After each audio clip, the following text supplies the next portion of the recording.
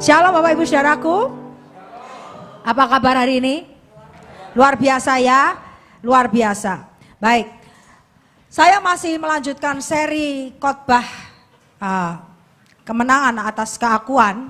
Dan kali ini kita sudah sampai kepada pembahasan tentang memperoleh harta pusaka atau warisan. Amin. Senang ya kalau mau dapat warisan? Senang. Ya. Tapi seperti yang tadi saya doakan bahwa harta pusaka atau warisan itu tidak untuk semua orang Kristen. Ya, nah ini kita akan bahas. Harta pusaka atau warisan adalah sesuatu yang diberikan kepada kita oleh seseorang.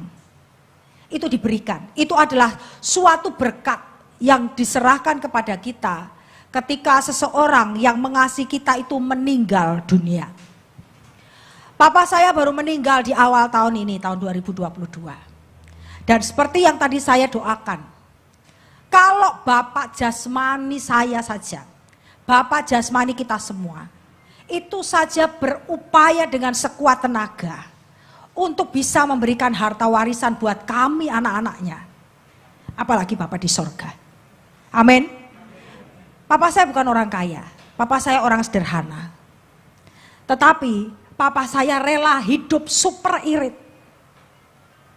Dengan tujuan untuk mengumpulkan sedikit harta warisan yang bisa ditinggalkan kepada anak-anaknya.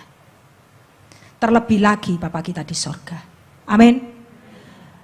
Harta warisan itu kita bisa peroleh hanya melalui Tuhan kita Yesus Kristus. Haleluya. Tuhan kita Yesus Kristus telah datang ke muka bumi. Dia membayar kita, saudara dan saya, dengan darahnya. Dan tujuannya adalah supaya kita boleh menjadi anak-anak Allah. Ya, Tuhan kita mati bagi kita. Kekayaan yang tidak dapat ditemukan dimanapun juga telah disimpan sejak lama, diwariskan kepada setiap orang yang percaya kepadanya. Amin. Tuhan membatalkan seluruh perjanjian yang terdahulu ketika Dia menjanjikan kepada kita suatu perjanjian baru yang disertai dengan bermacam-macam berkat. Namun, kuasa perjanjian yang baru belum berlaku sampai Dia, yaitu Tuhan Yesus Kristus, meninggal dunia. Mari Pak Theo bacakan Yeremia 31 ayat 31 sampai 34, saya akan jelaskan maknanya. Yeremia 31 ayat 31 sampai 34. Sesungguhnya akan datang waktunya, demikianlah firman Tuhan, aku akan mengadakan perjanjian baru dengan kaum Israel dan kaum Yehuda.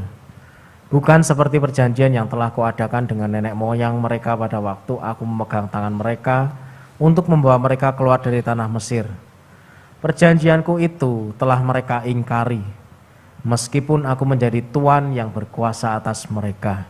Demikianlah firman Tuhan. Tetapi beginilah perjanjian yang kuadakan dengan kaum Israel sesudah waktu itu. Demikianlah firman Tuhan.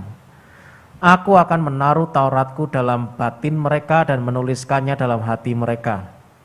Maka aku akan menjadi Allah mereka dan mereka akan menjadi umatku.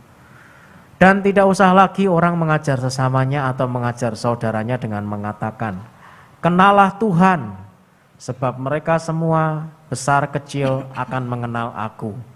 Demikianlah firman Tuhan, sebab aku akan mengampuni kesalahan mereka dan tidak lagi mengingat dosa mereka. Amin. Jadi dari ayat ini kita tahu bahwa Tuhan itu harus membatalkan perjanjian yang pernah Dia ikatkan dengan bangsa Israel ketika mereka keluar dari Mesir. Mengapa? Kenapa harus dibatalkan? Karena mereka mengingkari. Bangsa Israel tidak bisa menggenapi perjanjian lama atau hukum Taurat karena mereka tidak diberi kasih karunia. Makanya dalam Yohanes 1 dikatakan bahwa hukum Taurat datang melalui Musa, tapi kebenaran dan kasih karunia melalui Tuhan Yesus. Maka dari itu Tuhan Yesus perlu datang untuk menggenapi hukum Taurat, menggantikannya dengan yang baru, yaitu dengan hukum kasih karunia. Kita dimampukan untuk menggenapi seluruh hukum Taurat oleh karena kasih karunia. Amin. Saya berulang-ulang berkata di dari mimbar kudus ini bahwa kasih karunia itu adalah kemampuan ilahi yang memampukan kita, saudara dan saya, untuk bisa menggenapi semua perintah Tuhan dengan kemampuan dan kekuatan dari Allah, bukan dengan kekuatan sendiri. Nah, orang-orang Israel mereka tidak memiliki kasih karunia sehingga mereka mengingkari, ya, mereka tidak bisa mentaati, ya. Nah, kemudian Tuhan mau membuat perjanjian baru, dan perjanjian baru ini datang melalui Tuhan Yesus Kristus, dan perjanjian baru itu akan Tuhan taruh di dalam batin kita. Lihat, aku akan menaruh Tauratku dalam batin mereka. Itulah sekarang kita. Nah, cara Tuhan menuliskan Tauratnya di dalam hati kita itu bagaimana caranya? Yaitu ketika pedang firman Tuhan datang pada pagi hari ini, Anda merasa tertusuk, Anda merasa sakit, nah itu sebenarnya Tuhan lagi menuliskan Taurat. Anda mengambil keputusan untuk mentaati semua perintah Tuhan, meskipun sulit, itu Tuhan lagi menuliskan Tauratnya di hati kita. Bisa paham? Misalnya kita lagi marah banget sama seseorang. Tetapi kita ingat, Tuhan berfirman bahwa kita harus mengampuni. Maka ketika kita ambil keputusan untuk mengampuni dan tidak mengambil langkah-langkah atau keputusan apapun yang bertentangan dengan firman dan kehendak Tuhan bagi kehidupan kita, disitulah proses penulisan Taurat itu terjadi di dalam hati kita. Amin.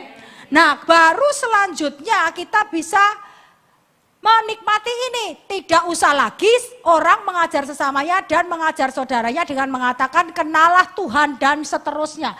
Nah, ini baru bisa terjadi kalau kita ini sudah punya Taurat Tuhan di dalam hati kita. Bisa ngerti? Tetapi sebelum kita mengizinkan perintah Tuhan itu bekerja dalam kehidupan kita, berarti belum ada Taurat yang tertulis di dalam hati kita. Bisa paham? Jadi jangan ngomong, oh ini loh ayatnya, aku nggak perlu dengar Bu Nova khotbah, aku udah ngerti kok loh. Dengan Anda melakukan itu sama aja Anda nggak ngerti firman berarti. Ya, amin. Bisa paham ya? Nah, lihat. Jadi Bapak Ibu Saudaraku, dari sini kita tahu bahwa Tuhan mau membuat perjanjian baru. Perjanjian baru di mana Tauratnya itu tertulis dalam hati kita. Nah, seperti yang tadi saya katakan Bapak Ibu. Perjanjian lama harus dibatalkan dan perjanjian baru yang lebih sempurna itu digenapi. Lihat Matius 27 ayat 50 sampai 53, enggak usah dibaca. Bapak Ibu catat saja ayatnya, dan inilah yang terjadi ketika Tuhan Yesus menyerahkan nyawanya. Maka tabir bait suci terbelah dua, ya, dari atas sampai ke bawah. Tadinya tabir bait suci itu tidak ada celahnya. Ya. Waktu di dalam perjanjian lama, dalam masa hukum Taurat, hanya setahun sekali imam besar itu boleh masuk di balik tirai, ya, di balik tabir bait suci yang memisahkan ruang kudus dengan ruang maha kudus. Yaitu pada saat hari raya apa, ayo? Ingat? Hari raya pendamaian, setahun sekali. Imam besar membawa darah anak domba jantan yang tidak bercacat dan tidak bercela. Nah, terus kan tidak ada celahnya toh. Ini kan baru terbelah dua dari atas sampai ke bawah pada saat Tuhan Yesus mati. Terus caranya imam besar itu tuh masuk ke dalam balik tirai itu gimana? Brobos, blosor, ngesot. Tidak. Nah, saya baru mendapatkan jawabannya ketika saya ikut Kingdom Invasion tahun 2015. Lou Engle yang mengajarkan kepada kami berkata bahwa pada saat imam besar itu mau masuk, itu ada ukupan yang dibakar, pedupaan, dan kemudian dia membawa darah anak domba. Nah, itu secara supranatural tabir ini akan terbuka sendiri. Secara supranatural. Makanya kenapa tidak ada seorang pun yang bisa masuk selain imam besar. Dan kalau imam besar itu mati di dalam, dia kan kakinya harus diikat dengan tali dan ada giring-giringnya seperti buah delima yang kalau dia bergerak bunyi ting ting ting ting ting ting ting di dalam. Dia harus berdiri terus, dia harus bergerak terus. Supaya orang-orang di luar itu dengar bahwa orang ini masih hidup. Kalau ditunggu lama nggak keluar-keluar, nggak ada bunyi ting ting ting ting ting lagi, oh mati nih. Mati imam besar. Mati karena dosanya. Bisa paham? Nah sekarang begitu tabir bait suci ini terbelah dua dari atas sampai ke bawah, disitulah berakhir perjanjian lama dan perjanjian baru dimulai. Amin. Ini adalah waktu di mana Tuhan memperbaharui perjanjiannya. Perjanjian yang lebih sempurna, yaitu perjanjian baru. Nah sekarang yang ini harus dibaca. Ibrani 9:15 sampai 18. Tolong Pak Theo. Ibrani 9 ayat 15 sampai 18. Karena itu ia adalah pengantara dari suatu perjanjian yang baru, supaya mereka yang telah terpanggil dapat menerima bagian kekal yang dijanjikan. Sebab ia telah mati untuk menebus pelanggaran-pelanggaran yang telah dilakukan selama perjanjian yang pertama. Sebab di mana ada wasiat, di situ harus diberitahukan tentang kematian pembuat wasiat itu. Karena suatu wasiat barulah sah kalau pembuat wasiat itu telah mati. Sebab ia tidak berlaku selama pembuat wasiat itu masih hidup. Itulah sebabnya maka perjanjian yang pertama tidak disahkan tanpa darah. Lihat ya. Lihat ya. Tuhan Yesus itu yang memberikan kepada kita perjanjian baru atau wasiatnya. Nah wasiat itu baru berlaku setelah Tuhan Yesus mati. Tuhan Yesus mati supaya kita bisa menerima bagian kekal. Bagian kekal inilah warisan. Amin. Makanya tidak ada warisan di luar Yesus. Amin. Bisa mengerti? Tidak ada warisan di luar Yesus. Kenapa? Karena yang menerima bagian kekal itu hanya yang terpanggil. Yang dipanggil oleh Tuhan Yesus dan menerima Yesus sebagai Tuhan dan Juru Selamat. Haleluya. Nah, maka dari itu dikatakan suatu wasiat barulah sah kalau pembuat wasiat itu mati, baru berjalan. Saya dan adik-adik saya tidak bisa menerima warisan ketika papa saya masih hidup. Kurang ajar, betul kan? Kalau ada anak minta warisan papanya masih hidup. Makanya ketika Tuhan Yesus menceritakan tentang perumpamaan si anak yang hilang, ya, itu anak yang hilang ini kan kurang ajar sekali.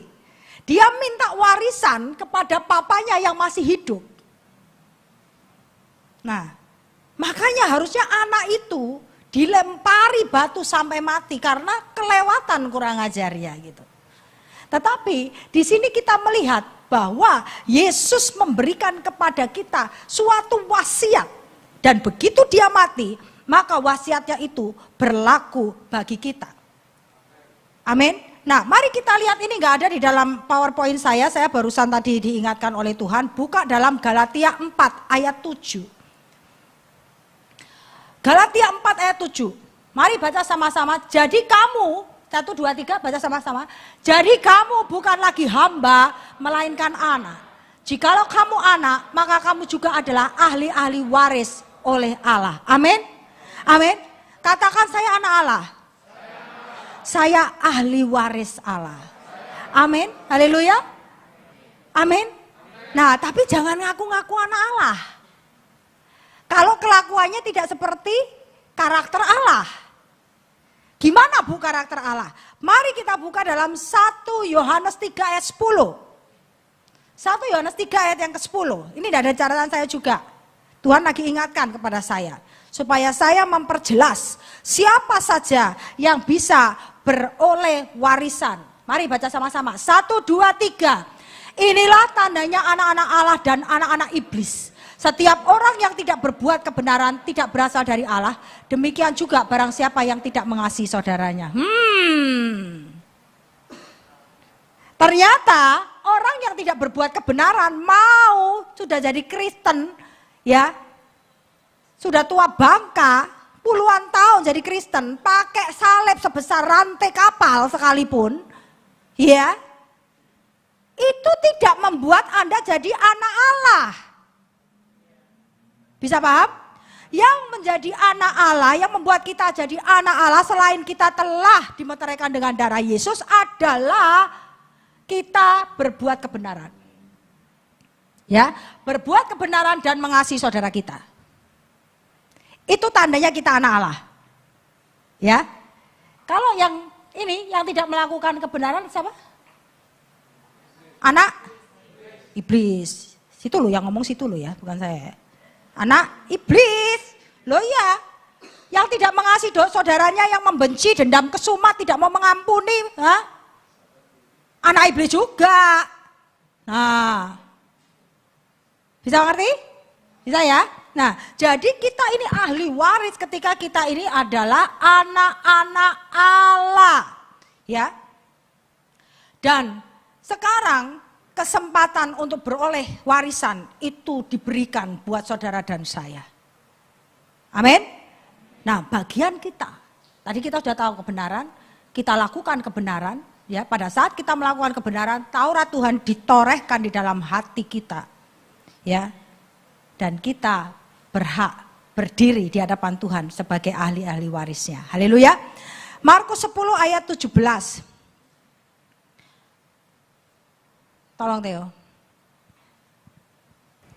Pada waktu Yesus berangkat untuk meneruskan perjalanannya, datanglah seorang berlari-lari mendapatkan dia dan sambil bertelut di hadapannya, ia bertanya, "Guru yang baik, apa yang harus kuperbuat untuk memperoleh hidup yang kekal?" Nah, kata memperoleh, ya, itu sebenarnya berarti mewarisi.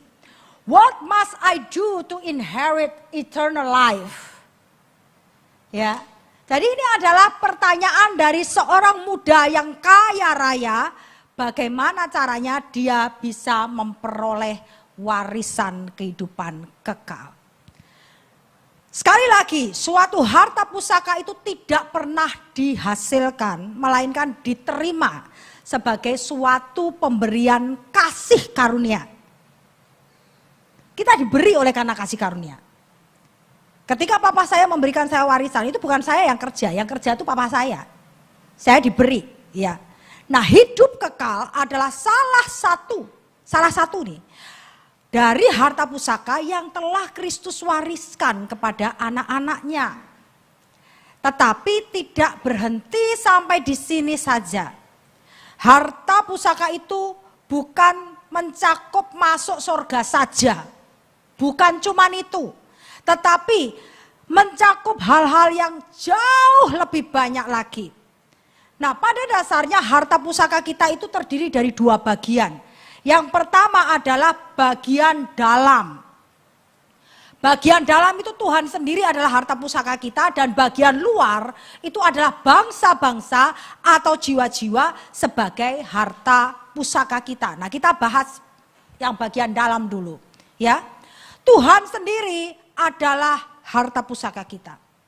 Harta terbesar yang pernah dapat dimiliki oleh seorang manusia itu adalah Allah sendiri. Allah menjanjikan banyak berkat kepada suku-suku Israel, tetapi untuk satu suku imam, yaitu suku Lewi, dia menjanjikan dirinya sendiri. Coba lihat dalam Ulangan 10 ayat yang ke-9. Coba lihat. Sebab itu suku Lewi tidak mempunyai bagian milik pusaka bersama-sama dengan saudara-saudaranya. Tuhanlah milik pusakanya seperti yang difirmankan kepadanya oleh Tuhan Allahmu. Amin. Lewi memiliki warisan itu Tuhan sendiri. Demikian juga kita, sekarang kita dijadikan imam-imam menurut aturan Melkisedek. Ya. Kita ini adalah imamat yang rajani menurut 1 Petrus 2 ayat 9 dan 10. Betul ya? Nah, kalau kita menjadikan Tuhan Allah kita itu sebagai milik kita sendiri, maka itu sesungguhnya adalah harta pusaka kita yang terbesar. Katakan amin. Kita kalau punya Tuhan, kita butuh Tuhan, kita butuh sesuatu tinggal ngomong. Kalau dia adalah warisan kita, Tuhan sediakan. Ya. Ini ayat 34, bilangan 3 ayat 4, bilangan 3 ayat 45, ini intinya sama ya, Bapak Ibu catat saja. Suku Lewi diberikan hak anak sulung, yaitu suatu porsi ganda dalam roh Allah. Panggilan tertinggi yang dapat diterima oleh siapapun adalah masuk secara sepenuhnya ke dalam hadirat Allah untuk melayaninya. Makanya kita ini harus punya kerinduan untuk melayani Tuhan. Amin. Tidak semua orang dipanggil untuk menjadi pelayan mimbar di sini. Tetapi semua orang adalah hamba Tuhan. Anda bisa melayani Tuhan dengan cara apapun. Ini adalah suatu kasih karunia warisan yang sangat luar biasa. Mazmur 65 ayat 5. Berbahagialah orang yang engkau pilih dan yang engkau suruh mendekat untuk diam di pelataranmu. Kiranya kami menjadi kenyang dengan segala yang baik di rumahmu, di baitmu yang kudus. Amin. Haleluya. Nah, jadi ini adalah suatu berkat yang sangat luar biasa. Maka dari itu Bapak Ibu Saudaraku, anak-anakku, kalian yang sudah melayani Tuhan, teruskan. Jangan pernah ada kata pensiun. Saya gak akan pensiun Bapak Ibu. Saya punya kerinduan mati di mimbar ini. Ya, ketika saya lagi khotbah, ketika saya lagi pimpin pujian, pimpin doa syafaat kek. Pokoknya kerinduan saya adalah kalau mati, saya mati di rumah Tuhan. Di usia yang sudah suntuk umur tanpa sakit penyakit.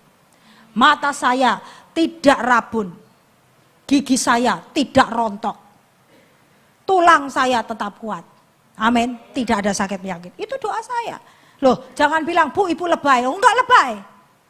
Karena firman Tuhan berkata, Musa umur 120 tahun, matanya tidak menjadi rabun, tubuhnya tidak menjadi lemah.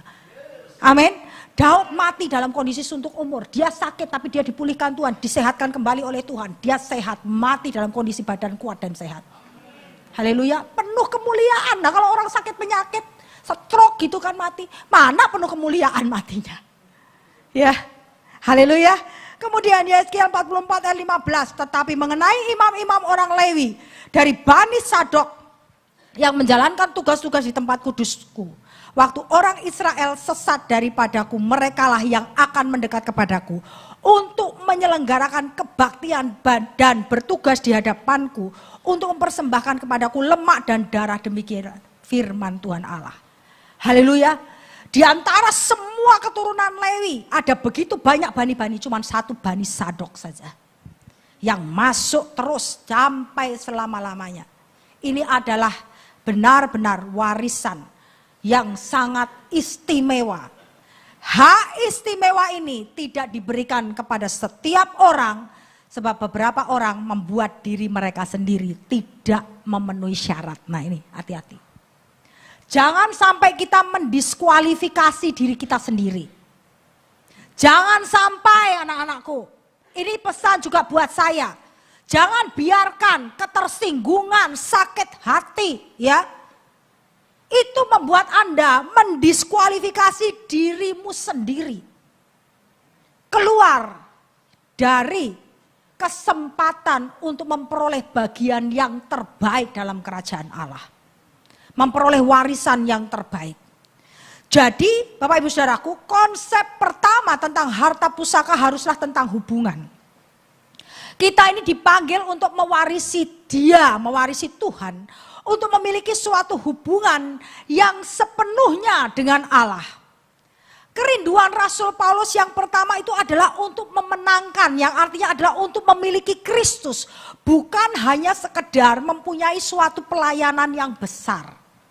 Memiliki Kristus itu loh. Itu harus jadi kerinduan kita. Bukan cuma punya pelayanan yang besar, gereja mega church dan sebagainya. Itu bukan warisan yang terbesar. Bukan warisan yang teristimewa. Tapi warisan yang teristimewa itu adalah memiliki Dia. Amin. Ingat saya pernah cerita tentang Pastor Brian Bailey yang mendapatkan mimpi. Dia disuruh oleh Tuhan naik ke gunung. Ya. Dan ketika dia sampai di satu dataran yang masih rendah, dia melihat bahwa ada orang-orang kudus yang memakai baju putih, mereka semua kelihatan bersuka cita. Mereka lagi sementara makan-makan dan Pastor Bailey dipanggil. Hey Bailey, come on, kesini, join dengan kita. Kemudian dia dengar suara Tuhan Yesus dan berkata, naik lagi Bailey, kalau kamu memilih untuk ada di situ, disitulah tempatmu untuk selama-lamanya. Pastor Bailey naik lagi ke dataran yang lebih tinggi. Di situ ada lagi orang-orang yang rupanya kemuliaannya lebih daripada orang yang di dataran yang pertama yang dia lihat. Dan dia sama, dipanggil lagi sama kelompok orang ini. Diajak bergabung, diajak untuk makan-makan, bersukacita bersama-sama. Tapi kembali dia mendengar suara Tuhan. Naik lagi Bailey. Kalau kamu milih untuk di situ, disitulah tempatmu. Naik lagi. Ketemu lagi dengan orang-orang yang jauh lebih cemerlang.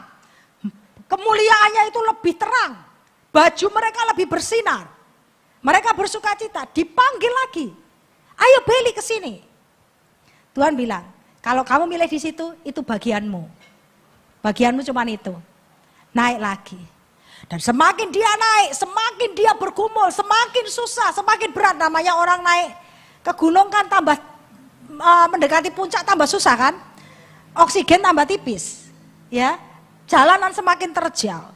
Tapi begitu sampai di puncak tidak ada siapa-siapa. Dan ketika Pastor Bailey sampai di puncak, dia berkata, Tuhan di mana engkau? Kok enggak ada siapa-siapa? Lalu Tuhan Yesus menampakkan diri kepada Pastor Bailey. Akulah bagianmu. Ini aku. Engkau ada dalam aku dalam engkau. Amin. Bukankah itu adalah warisan yang kita rindukan ketika kita memiliki dia? Lihat apa yang dikatakan oleh Rasul Paulus dalam Filipi 3 ayat 8. Malahan segala sesuatu ku anggap rugi. Lihat. Karena pengenalan akan Kristus Yesus Tuhanku lebih mulia daripada semuanya. Oleh karena dialah aku telah melepaskan semuanya itu dan menganggapnya sampah supaya aku memperoleh Kristus. Seperti yang saya bilang, Rasul Paulus itu pencapaiannya sangat luar biasa. Dia adalah anggota Sanhedrin yang paling muda. Dia jenius Alkitab, dia hafal Alkitab dalam versi Ibrani, versi Yunani. Dia menjadi tua-tua dari agama Yahudi di zaman itu. Tapi lihat apa yang dikatakan Rasul Paulus. Semuanya itu dianggap sampah. Oleh karena dia telah mengenal Yesus, amin. Dia tahu upah kekalnya itu jauh lebih mulia, tidak bisa dia bayangkan Bapak Ibu Saudaraku. Enggak bisa dibayangkan. Ayat 14, dan berlari-lari kepada tujuan untuk memperoleh hadiah, yaitu panggilan sorgawi dari Allah dalam Kristus Yesus. Nah ini, nanti Bapak Ibu baca komplitnya ya, dari ayat 7 sampai 14. Kita harus berlari-lari kepada tujuan. Jangan kita jadi lemah, jangan kita jadi lengah, jangan kita jadi putus asa, jangan kita jadi tawar hati hanya gara-gara perkara-perkara yang ada di dunia ini. Percayalah Bapak Ibu Saudaraku, Tuhan izinkan semuanya itu. Kita ketemu orang yang paling menjengkelkan sekalipun, ya, itu atas seizin Tuhan. Ada sesuatu yang Tuhan lagi mau sempurnakan dalam hidup kita, haleluya. Ya. Kita harus punya kerinduan seperti Paulus, memenangkan Kristus, mengenal dia, dan memperoleh suatu kebangkitan yang lebih baik. Ya, saya nggak akan bahas ini, tapi saya akan sampaikan sedikit saja untuk flashback Bapak Ibu Saudara, bahwa kebangkitan kita ini beda-beda tergantung apa yang Tuhan izinkan, apa yang kita kerjakan di dalam hidup kita itu seturut dengan apa yang Tuhan mau atau tidak. Apakah kita mengizinkan Tuhan bekerja dalam hidup kita? Tergantung dari seberapa besar terang Tuhan itu kita izinkan masuk ke dalam kehidupan kita. Itu akan mempengaruhi kemuliaan, kebangkitan kita nanti. Tubuh kita akan menjadi lebih mulia tergantung dari seberapa besar terang Tuhan itu diizinkan bekerja dalam hidup kita. Ada terang bintang-bintang, ingat ya. Terang bulan, bukan terang bulan martabak. Bukan loh ya. Ini pikirannya udah terang bulan. Dan terang matahari. Ingat ya? Ya. Itu adalah perumpamaan yang Rasul Paulus gunakan untuk menunjukkan bahwa kebangkitan orang mati itu kemuliaannya bisa beda-beda. Ada kemuliaan bintang, ada kemuliaan bulan, ada kemuliaan matahari. Haleluya. Nah, kita harus memiliki kerinduan supaya kita ini memiliki tubuh kebangkitan yang cahayanya itu sinarnya seperti matahari. Oke. Nah, lihat Abraham. Abraham itu dipanggil untuk menjadi suatu berkat bagi seluruh dunia. Namun pusat perhatiannya tidak terletak pada hal ini. Melainkan pada apa yang Allah katakan dalam Kejadian 15 ayat 1. Dalam terjemahan bahasa Indonesia gak kelihatan. Tetapi dalam terjemahan bahasa Inggris, perhatikan di dalam 15 ayat 1 dikatakan, I am your shield, your very great reward. Aku perisaimu dan upahmu yang sangat besar. Nah, yang dikejar Abraham tuh ini. Allah itu sendirilah yang menjadi upahnya yang sangat besar. Nah, sekarang Bapak Ibu, dengan cara yang sama seperti Israel harus mengusir musuhnya untuk memperoleh tanah Kanaan sebagai harta pusaka mereka, demikian pula semua musuh kita harus diusir dari kehidupan pribadi kita untuk kita bisa mewarisi hubungan intim dengan Allah. Amin. Ada banyak musuh dalam kehidupan kita yang menghalangi hubungan kita dengan Tuhan. Yaitu apa?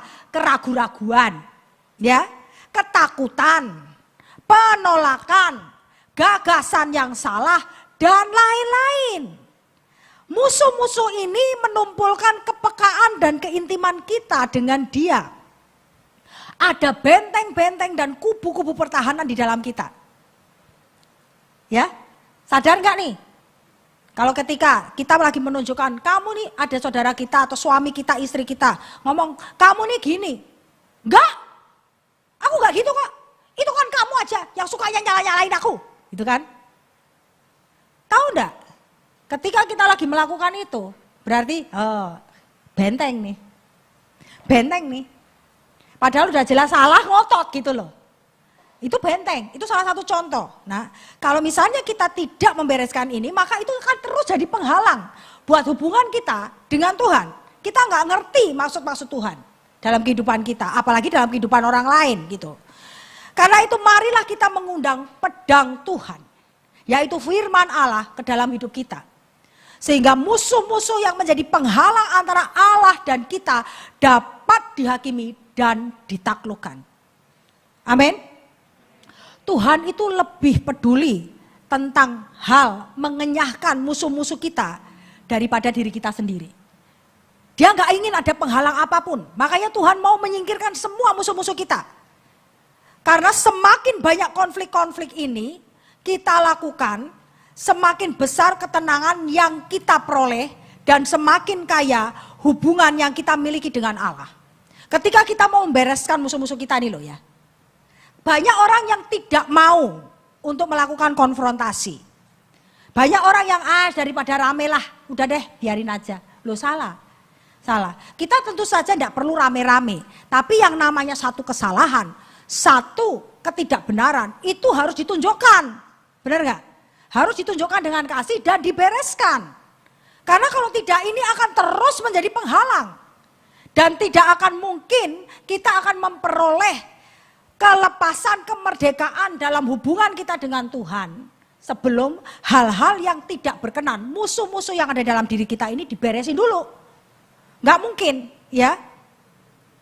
Dalam keadaan yang tenang, tanpa ada musuh-musuh lagi, tanpa ada hal-hal yang jahat di dalam hati kita, maka baru Allah dapat bekerja melalui kita dengan segenap kuasa dan kebenarannya. Amin.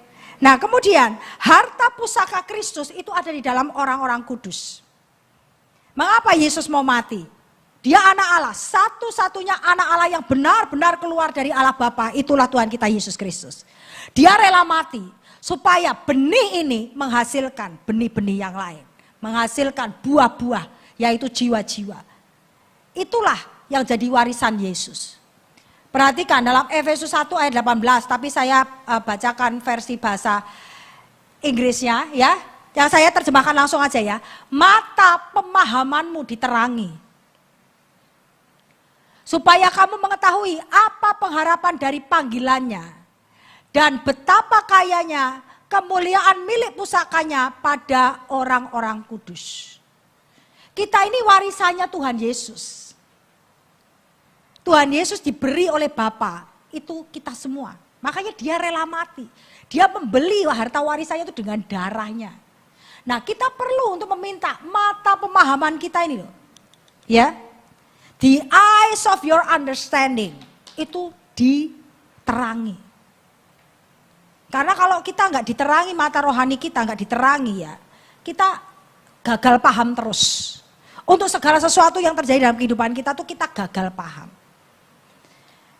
Kalau kita nggak menjadi milik pusakanya Tuhan Yesus, kita hilang artinya. Artinya kita di neraka. Ya, kita nggak akan bersama-sama dengan Dia. Ulangan 32 ayat 9. Tolong Theo.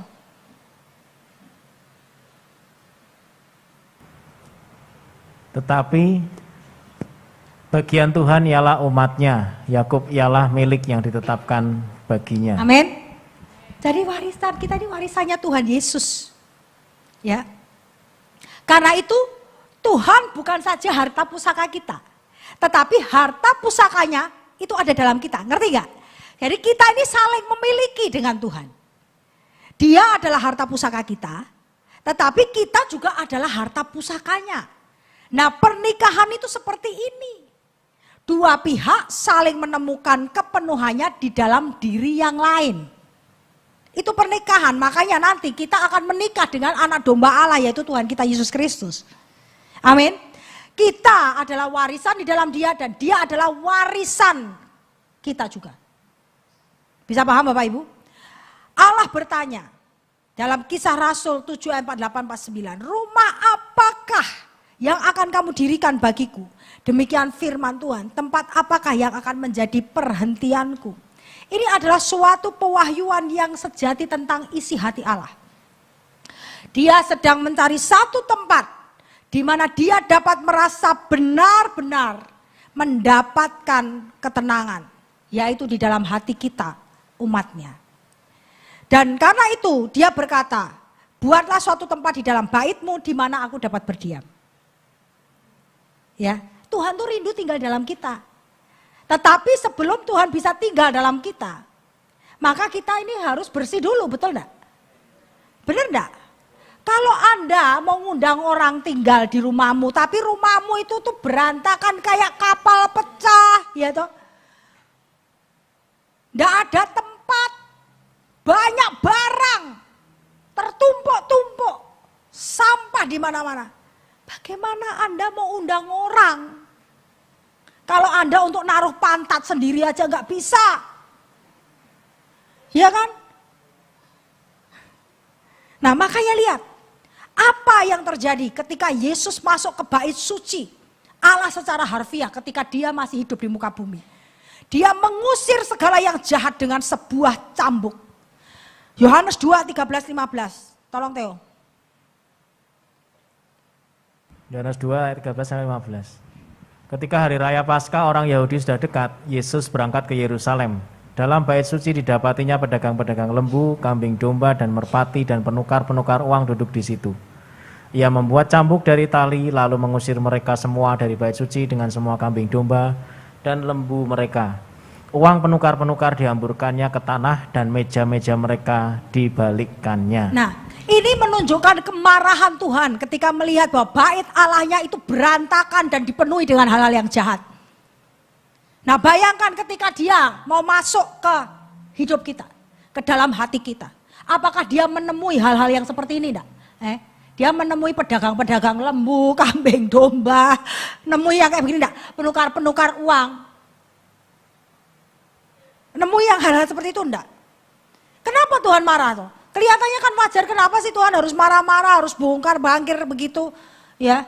Orang lagi jualan. Tahu enggak? Mereka ini jualan dengan harga yang sangat luar biasa. Bisa 10 kali lipat dari harga market. Mereka ini mencari keuntungan di rumah Tuhan, itu yang bikin Tuhan murka. Nah maka dari itu bersiap-siaplah menerima kedatangan Kristus ke dalam baitmu untuk melakukan hal yang sama. Ketika pagi hari ini Anda seperti mendengarkan cambukan-cambukan, itu bukan karena saya. Saya cuma disuruh Tuhan. Ya. Itu untuk membersihkan supaya apa? Supaya dia bisa masuk ke dalam hatimu dan dia bisa tinggal tenang. Dia bisa menikmati baitnya di dalam hatimu dan hatiku, Bapak Ibu Saudaraku. Amin. Nah, mari kita relakan. Mari kita relakan ketika cambuk Tuhan itu lagi mau membersihkan segala sesuatu yang tidak beres dalam kehidupan kita. Ya. Itu kita harus mau berproses kalau kita mau jadi warisannya Tuhan dan kita mau Dia jadi warisan kita. Yosua 13 ayat 1. Yosua 13 ayat 1. Setelah Yosua menjadi tua dan lanjut umurnya, berfirmanlah Tuhan kepadanya, engkau telah tua dan lanjut umur, dan dari negeri ini masih amat banyak yang belum diduduki. Lihat, sebagaimana bangsa Israel masuk ke tanah perjanjian, dan mereka harus menduduki jengkal demi jengkal tanah, dan merebutnya dari bangsa-bangsa kafir yang berkuasa di Kanaan. Demikian juga yang terjadi dengan kehidupan batiniah kita. Masih ada banyak bagian yang belum dikuasai di dalam kita. Ya toh? Ngaku aja dah. Ya. Kita akan menamakan bagian-bagian itu sebagai benteng-benteng pertahanan. Dengan kata lain, Tuhan berkata bahwa ada banyak pekerjaan yang harus dikerjakan di dalam hatimu. Ada banyak kerjaan, harus diberesin. Pedang Tuhan, firman Allah dapat secara langsung dan tepat menunjukkan motivasi-motivasi kita dan letak persembunyian musuh kita. Benteng-benteng itu tempat persembunyian musuh-musuh kita loh. Kalau itu kita tidak izinkan pedang roh firman Tuhan bekerja untuk menghancurkan semua benteng-benteng kita, maka selama-lamanya musuh itu ada di dalam kita. Dan itu menghalangi kita untuk menerima harta warisan dari Tuhan. Iblis berkuasa di dalam kehidupan kita, di mana dia dapat bersembunyi. Dan firman Tuhan mampu untuk mengungkapkan dan menghancurkannya. Jadi izinkan firman Tuhan bekerja. Izinkan firman Tuhan bekerja. Kita tidak dapat memiliki kemenangan sebelum apa yang mengikat kita terungkap. Benar apa enggak? Sekarang Anda mau melayani orang pelepasan, gimana kalau Anda sendiri masih terikat? Ya toh? Anda mau melayani orang yang terikat dengan roh jahat, setan-setan seks. Tetapi Anda masih kumpul kebo. Gimana, bisa enggak? Enggak bisa. Anda terikat kok Anda mau melayani orang itu gimana? Masa Anda melayani, pergi. Bagaimana Anda mau melepaskan tawanan kok Anda sendiri terikat? Anda mau pakai pedang roh gimana kalau tanganmu terikat? Bisa begini? Tidak bisa toh. Selesaikan dulu apa yang mengikatmu. Bereskan, lepaskan. Dan izinkan cara melepaskannya gimana? Izinkan firman Tuhan itu yang pedang roh itu memutus semua ikatan-ikatan. Haleluya. Yosua 11 ayat 18. Lama Yosua melakukan perang melawan semua raja itu. Jadi memang betul ketika kita dilahirbarukan dari air dan roh, ya kita langsung diselamatkan, dibenarkan. Tetapi ingat, setelah itu kita harus mengerjakan keselamatan, betul ya? Kita harus mengerjakan keselamatan kita. Kita baru dianggap benar, belum benar-benar benar. Pada saat kita dilahirbarukan dari air dan roh, ya kita dianggap benar oleh karena Tuhan Yesus Kristus. Tapi setelah itu kita harus jalan dalam kebenaran supaya kita jadi anak-anak Allah. Seperti tadi 1 Yohanes 3 ayat 10 tadi. Nah, lama Bapak Ibu Saudara, untuk kita bisa mengalahkan semua musuh-musuh yang ada di dalam hati kita.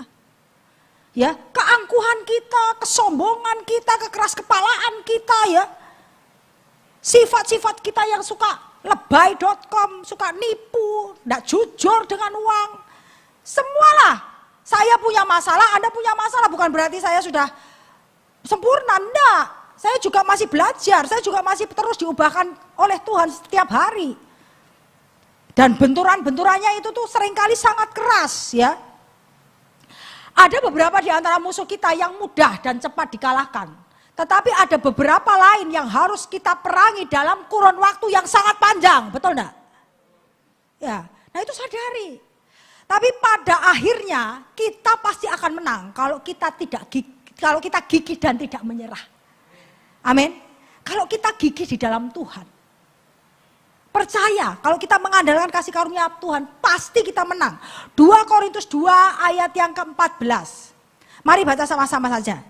Ya, 1, 2, 3. Tetapi syukur bagi Allah yang dalam Kristus selalu membawa kami di jalan kemenangannya. Dengan perantaraan kami ia menyebarkan keharuman pengenalan akan dia di mana-mana. Amin, haleluya. Ini cerita tentang Paulus. Paulus itu gangster pemburu berdarah dingin. Sejarawan Alkitab mengatakan bahwa dia paling tidak memenjarakan dan membunuh 10.000 orang Kristen. 10.000. Tetapi dia dipakai oleh Tuhan untuk menyebarkan keharuman pengenalan. Dia ditransformasi oleh Tuhan, kenapa? Karena dia mau diproses. Dia mau diproses. Untuk setiap permasalahan dia rela. Kita belum harus berdarah-darah seperti Paulus loh. Ya. Belum. Paulus itu tidak hanya berdarah-darah secara rohnya, jiwanya, tidak. Badannya. Dia didera, dipukulin. Ya. Kita belum harus alamin itu. Jadi mari Bapak Ibu Saudaraku, jangan menyerah. Yosua 18 ayat 2, 3. Tolong Theo.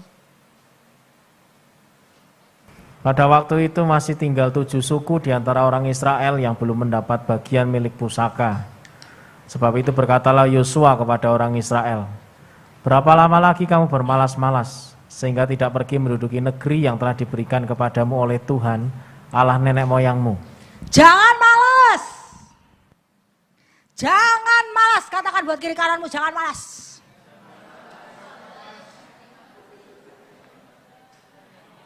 Ya, jangan malas ibadah, jangan malas baca Alkitab, jangan malas berdoa, jangan malas melayani Tuhan. Amin. Ini adalah suatu dorongan untuk setiap generasi, bukan cuma generasinya bangsa Israel di zaman Yosua aja yang belum selesai untuk menduduki semua tanah perjanjian. Tetapi secara harfiah kita harus mengakui bahwa banyak manusia meninggal dunia tanpa mewarisi secara penuh apa yang Allah sebenarnya telah wariskan kepada mereka. Benar apa enggak? Ya karena berbagai macam alasan itu tadi. Mereka tidak menyelesaikan apa yang menjadi masalah dalam hati mereka. Sehingga mereka akhirnya kehilangan yang seharusnya mereka terima. Banyak orang Kristen yang hanya mewarisi sebagian kecil aja dari apa yang sebenarnya Allah telah berikan pada mereka. Mau enggak? Mau apa enggak? Cuma dapat sebagian kecil. Enggak mau toh. Tuhan kan berjanji bahwa kita ini akan memerintah bersama dengan Dia. Kalau kita benar ikuti apa yang Dia mau, apa yang Dia rancangkan, mungkin ya siapa tahu nih ya, saya jadi Presiden Amerika Serikat. Tetapi kalau misalnya saya tidak mengikuti apa yang menjadi kehendak Tuhan, apalagi perintah Tuhan dalam kehidupan saya akhirnya cuma jadi camat Denpasar Timur. Bisa mengerti maksud saya? Nah itu. Masih untung kalau jadi camat. Kalau nggak jadi apa-apa, nah, tinggal di rumah seperti kandang ayam. Mau? Nggak mau kan? Ya. Maka dari itu kita harus bisa mengalahkan segala sakit hati, pencobaan, dan tekanan untuk kita dapat menerima harta pusaka secara penuh. Amin. Ingatlah bahwa hanya pemenang yang memperoleh harta pusaka. Wahyu 21 ayat 7, saya baca, barang siapa menang, ia akan memperoleh semuanya ini. Dan aku akan menjadi Allahnya dan ia akan menjadi anakku. Bapak Ibu baca dalam surat Tuhan Yesus melalui Rasul Yohanes kepada 7 jemaat di Asia Kecil. Semuanya itu dikatakan siapa menang, siapa menang, barang siapa menang, barang siapa menang. Semuanya nggak ada siapa yang kalah, nggak ada. Janji Tuhan itu hanya untuk yang menang. Ketika orang-orang percaya gagal berjalan terus dengan Allah, sebenarnya mereka sedang kehilangan bagian harta pusaka mereka. Lihat, Wahyu 3 ayat 11. Ayo Pak Theo. Wahyu 3:11. Wahyu 3 ayat 11. Aku datang segera, peganglah apa yang ada padamu, supaya tidak seorang pun mengambil mahkotamu. Nah, kalau ada seseorang yang bisa mengambil mahkota kita, berarti artinya apa? Kita bisa kehilangan. Apa yang sudah Tuhan siapkan buat kita, itu kita bisa buang. Dan diambil orang. Contohnya adalah Barnabas. Ya. Paulus dan Barnabas itu adalah sebenarnya the dream team. Tapi Barnabas karena tersinggung, karena sakit hati, akhirnya dia pergi meninggalkan Paulus. Dan membawa Yohanes Markus. Puji nama Tuhan, Yohanes Markus kembali dibina oleh Petrus dan kita sekarang menikmati Injil Markus yang merupakan hasil karyanya. Tetapi Barnabas tidak pernah lagi tertulis di dalam Alkitab. Sejak peristiwa dia berpisah dengan Paulus. Coba, banyak orang yang akhirnya kehilangan mahkota dan membiarkan orang lain mengambil mahkotanya yang sesungguhnya itu merupakan bagiannya yang Tuhan telah sediakan bagi dia. Makanya jangan bodoh hanya gara-gara sakit hati, ketersinggungan, kepahitan, pergi meninggalkan ladang pelayanan. Ya. Kemudian Ibrani 10 ayat 36. Sebab kamu memerlukan apa? Ketekunan. Supaya sesudah kamu melakukan kehendak Allah, kamu memperoleh apa yang dijanjikan itu. You see? Ketekunan. Jadi kita nggak bisa, aku melayani pensiun dulu dah 2 tahun. Ya, ntar pelayanan lagi. Ini ketekunan. Ketekunan itu mengandung arti sesuatu hal yang continue. Makanya saya dorong nih, saya mengucap syukur untuk anak-anak saya dari generasi pertama, Doni, Debbie, Andreas ya. Mereka tekun melayani ya, mereka harus begitu. Anak-anak yang kalian baru mulai melayani, ikutilah kakak-kakakmu. Tidak ada kata pensiun, amin. Jangan mempensiunkan diri, dini.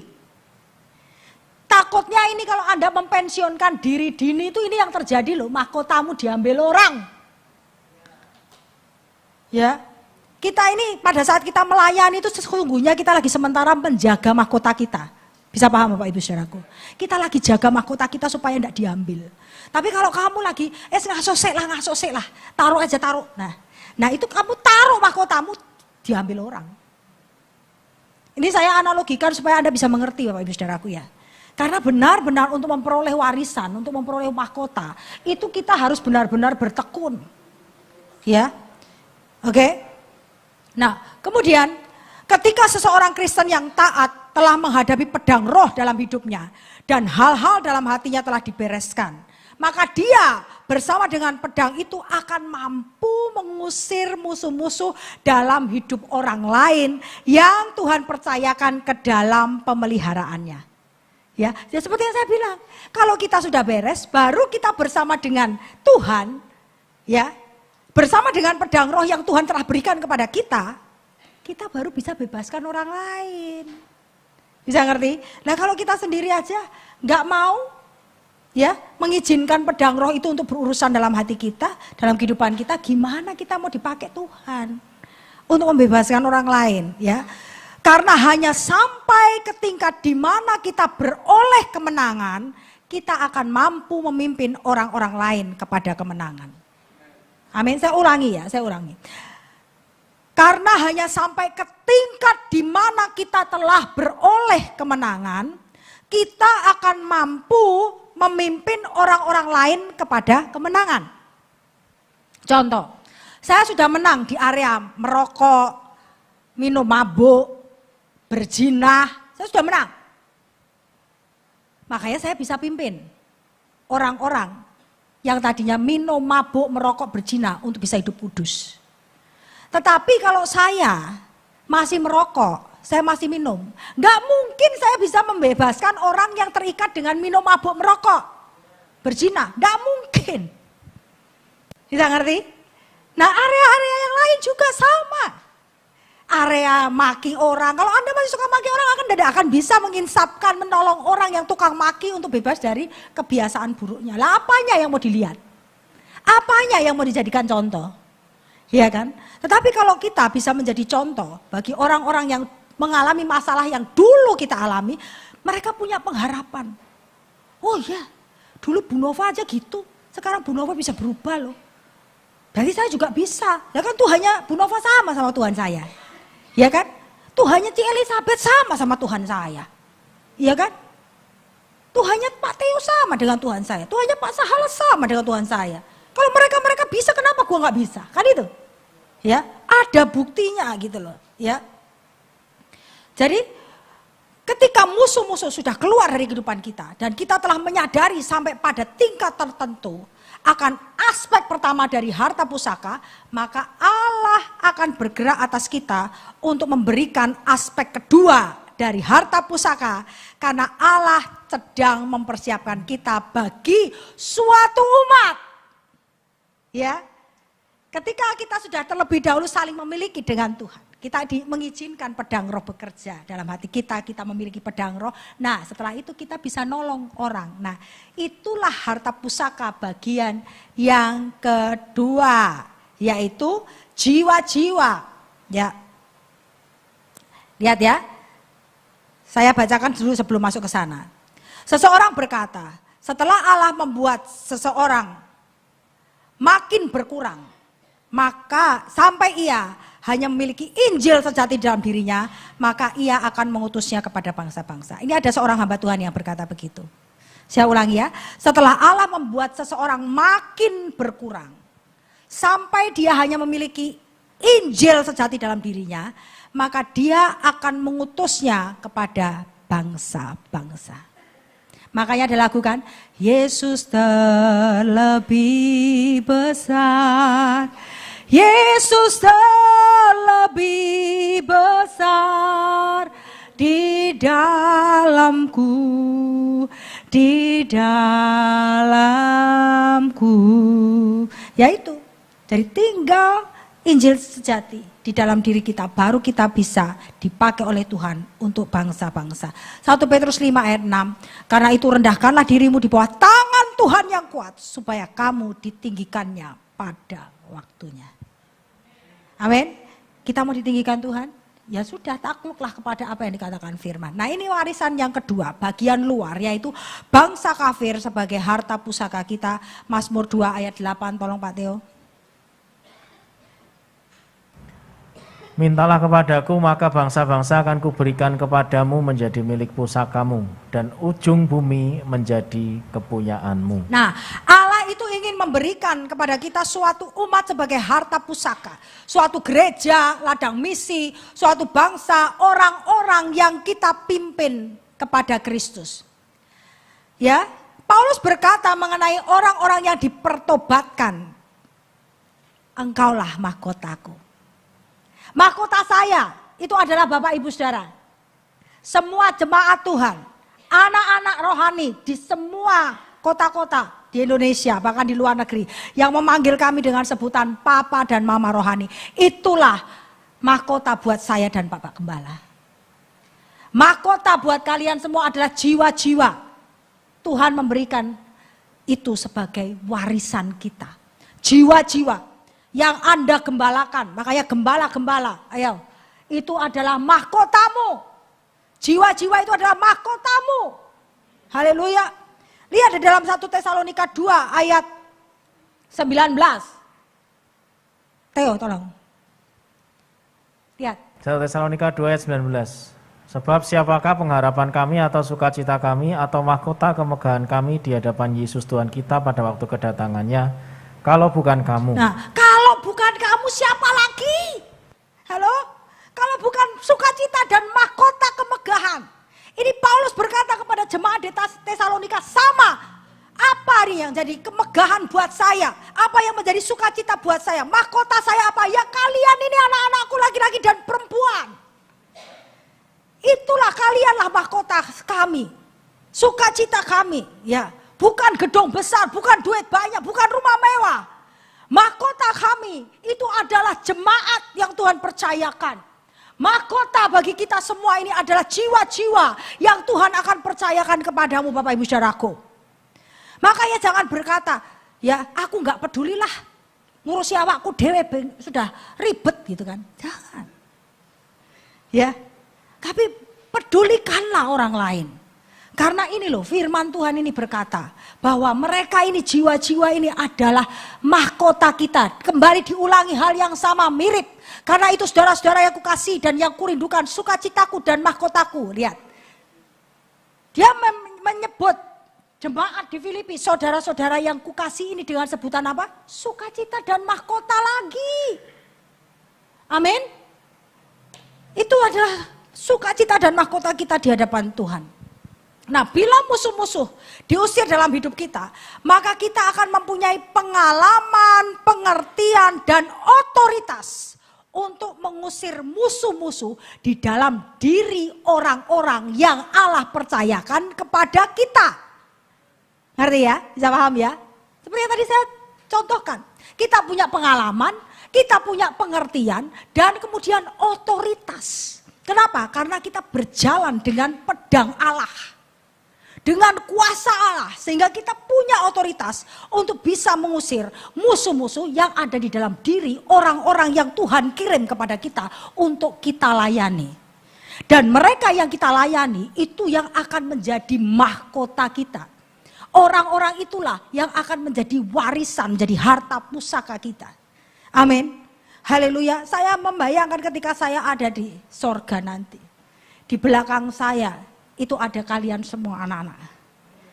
Haleluya. Dan di belakang kalian itu ada orang-orang yang kalian bina. Orang-orang yang kalian injili. Orang-orang yang kalian layani. Orang-orang yang mengalami kelepasan ketika bertemu dengan Anda. Haleluya. Coba bayangkan itu. Bayangkan itu. Kita kejar itu. Haleluya. Firman Allah, pedang roh itu hidup dan berkuasa. Serta akan mengusir musuh dalam diri pendengar kita pada saat kita menyampaikan firman di bawah kuasa Roh Kudus. Nah, kita bisa menyampaikan firman dengan kuasa Roh Kudus kalau kita sudah beres dulu, sekali lagi beresin dirimu. Ya. Karena kalau enggak ada kuasa. Bahkan setelah manusia dilahir barukan sekalipun masih banyak penyembahan berhala dan angan-angan yang menyesatkan dalam pikiran dan hati mereka yang harus dihadapi dengan pedang yang tajam. Ya Pak ya? Iya. Rasul Paulus memerangi 3 hal. Ketika dia berkhotbah kepada orang-orang yang dipertobatkannya. Rasul Paulus ini ya, ini dirangkum nih, saya rangkum nih ya. Ada 3 hal. Tradisi. Anda baca. Ya, dari mulai kitab Roma, kitab Galatia apalagi, Tesalonika, Timotius, ini yang dimasalahkan tuh tradisi, gagasan agamawi yang lama dan kebiasaan-kebiasaan. Ya, jadi banyak orang-orang Kristen yang percaya Yesus, tetapi di hari-hari tertentu, misalnya malam Natal, bawa makanan ke kuburan, pasang lilin, ya enggak? Bahkan menyediakan 1 kamar khusus, masak kesukaan opa, oma, ditutup rapat, sampai lewat jam 12, ya Pak ya? Iya, nah ini adalah suatu tradisi nih. Nah kita yang udah lahir baru udah tahu kebenaran itu enggak boleh, tidak boleh. Ada yang pergi ke gereja sudah lahir baru, masih pergi ke dukun. Nggak boleh. Ya, sudah lahir baru, udah pelayan Tuhan. Tetapi pergi ke kuburan, sembahyang. Apalagi kok Sincia, yang Sincia nggak boleh. Terakhir Sincia saya di Jogja tahun 2020. Ya, saya antar papa saya ke kuburan mak saya, mak engkong saya. Papa saya ngerti nggak maksa saya untuk sembahyang. Tante-tante saya maksa, suruh sembahyang. Saya nggak mau. Saya bilang enggak. Loh kamu terus ngapain ke sini? Aku kan nganter. Aku nyopirin tok. Saya bilang gitu. Saya nggak mau. Papa saya yang malah marahin ini tante-tante saya. Orang sudah nggak mau ya sudah dipaksa. Bagus Tuhan pakai papa saya. Terus kan di kuburan Cina itu kan besar-besar kan. Mau kencing nggak ada tempat. Saya kebelet kencing soalnya ini kan di Bantul di Gunung Sempu sana kan. Terus aku tanya, kok kencing di mana ya? Di sana, balik sana. Tapi kamu kulon nuwun dulu ya, kulon nuwun. Permisi. Kulon nuwun mbek siapa? Aku bilang gitu. Sendak, aku bilang gitu. Ngapain kulon nuwun, aku bilang gitu. Ya saya kencing aja.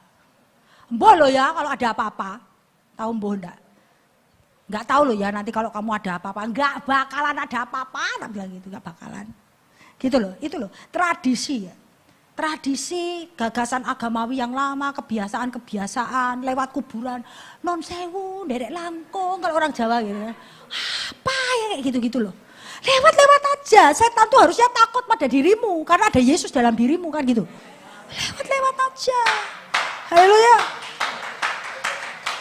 Jadi di sini jangan ada yang bilang mau pergi ke kamar mandi, takut gelap lah, apalah ini ya. Ya. Tuh. Tradisi, oke? Ini mau Natalan, awas ya kalau ada tradisi Natalan minum mabuk. Nggak ada tradisi Natalan minum mabuk. Ya, amin ya Pak, amin. Ya, terus tahayul, khayalan yang sia-sia, roro jahat. Ini banyak orang yang tahayul juga. Ya, katanya nggak boleh duduk di depan pintu karena nanti berat jodoh. Bukan berat jodoh, jangan duduk di depan pintu kamu ngalangin orang masuk, itu yang benar. Nggak ada urusannya berat jodoh. Itu tahayul tidak bermutu itu loh. Nah saya melayani pelayanan pelepasan tuh kayak gitu loh. Ya katanya kalau jemur celana dalam kamu jangan brobos di bawah celana dalam. Apa gitu katanya, nggak laku-laku katanya juga.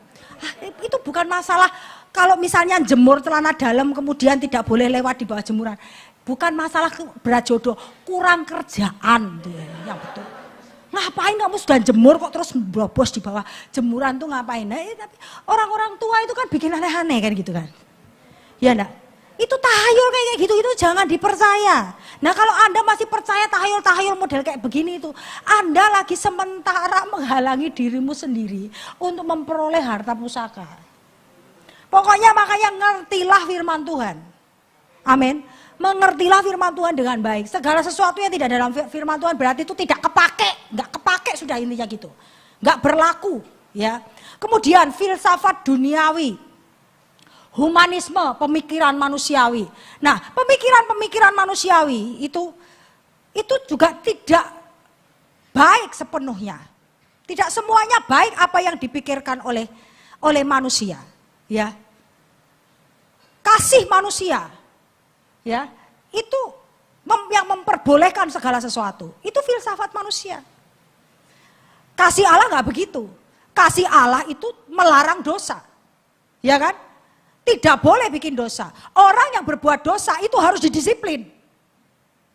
Harus memperoleh konsekuensi dosa. Supaya mereka belajar sesuatu.